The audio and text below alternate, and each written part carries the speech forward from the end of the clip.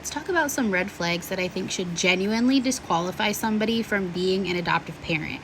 And I say this as an adoptee, a former foster youth, and a marriage and family therapist intern who advocates for adoptees. This is not about shaming people who want to grow their families. This is about protecting children. If you are a hopeful adoptive parent who expects to be in the delivery room for the birth of an infant and cannot respect the mother's space and a mandatory waiting period before that baby goes anywhere, that's a red flag. That mother is in one of the most vulnerable moments of her life, and her needs come before your excitement. If you have never gone to therapy to examine your own history and your own intentions behind wanting to adopt, that's a red flag.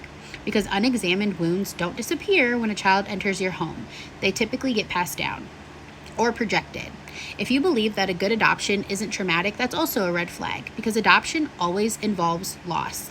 Even in the best case scenario, denying that sets a child up to grieve alone.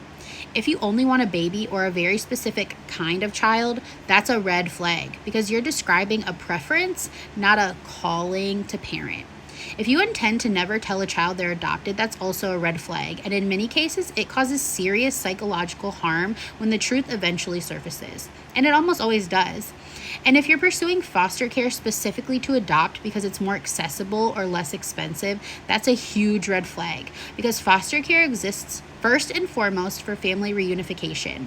Children in foster care are not available children waiting for a new family. They're children in crisis waiting to go home.